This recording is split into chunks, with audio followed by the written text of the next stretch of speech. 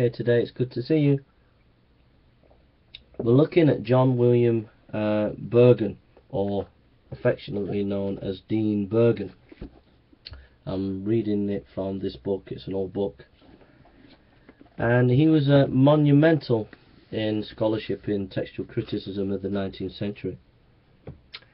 Nomen intra has ad semper venerandum. These words, taken from the inscription under Cardinal Wolsey's bust, a quadrangle of Christ Church, may not unsuitably be prefixed to an article on Dean Burgon in the Quarterly Review. Within these precincts, if anywhere, the Dean's name is to be held in respectful remembrance. With this review his relations were long and intimate. To those responsible for its conduct he was bound by ties of mutual regard. John William Burgon was born on August the 21st, 1813.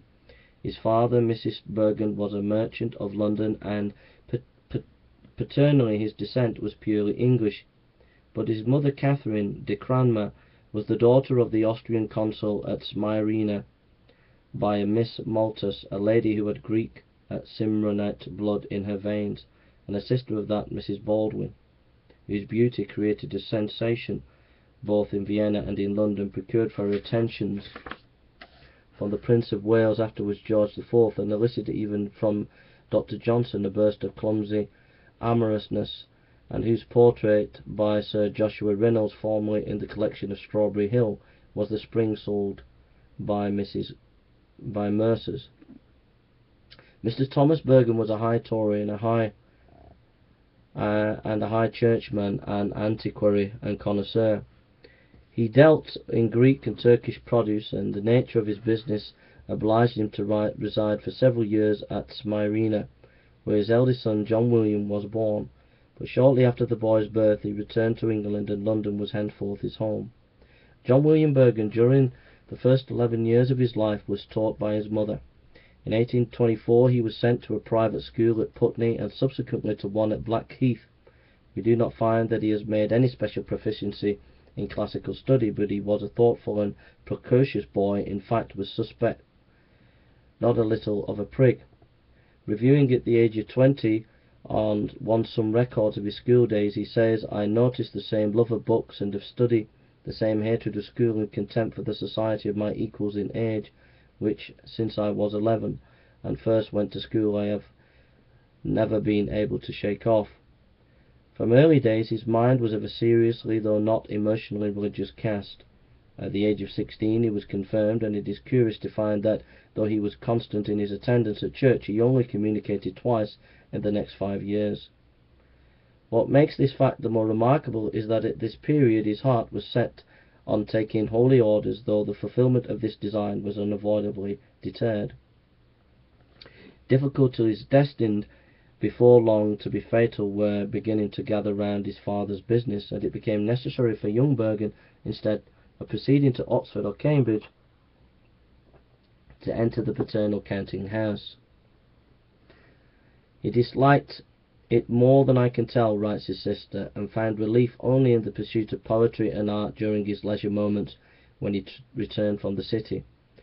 These scanty intervals of leisure he used with praiseworthy diligence. He attended lectures at the University of London, worked hard at archaeology and kindred studies, published a considerable number of fugitive pieces, both in prose and verse, and one work of more pretentious, a historical treatise on the life and times of Sir Thomas Gresham. Meanwhile he had the advantage of early and frequently access to the society of literary men, whom he met at his father's table, and his annual holiday were occupied in excursions which seemed generally to have had historical or archaeological research for the subject. A visit paid to Mr. Dawson Turner at Yarmouth in April 1838 had, however, an interest of a different kind, and we gather from his biographer's hint that it was only the constraining sense of domestic duty and the absolute necessity of trying to relieve his father's embarrassed finances that restrained him from offering marriage to his host daughter. As some 10 years rolled by, and the skies were darkened for a storm, it broke on August 19, 1841, when Thomas Burgon's house suspended payment and bankruptcy ensued. The crash of his father's fortune proved an unspeakable blessing to John William Burgon. It terminated his commercial career at a stroke and left him free to follow the bent of his own inclinations. He had long desired to go to Oxford with a view to seeking holy orders, and this desire was now fulfilled. On August 23rd, 1841, he wrote to his friend, to Dr. Dawson Turner, who had generously offered him pecuniary aid. My backwardness in Greek, especially in what you would not believe, and indeed my ignorance generally, is frightful, he said. On October 21st, 1841, Burgon matriculated at Oxford as a commoner of Worcester College, having chosen the society on the commendation of Dr. Pusey, whose brother-in-law, Dr. Cotton, was its provost. Owing to domestic engagements connected with the winding up of his father's affairs and his family removal from the old home, he did not begin residence at Oxford till the following year. Once established there, he threw himself with a characteristic earnestness into his new life, and was equally attentive to the religious and educational duties of the place. And so Burgon went on to be one of the great scholars of the 19th century, especially in the area of textual criticism. He was so brilliant that he was basically one of the main authorities in that period of history. His scholarship has generally been forgotten now, and it needs to be revived.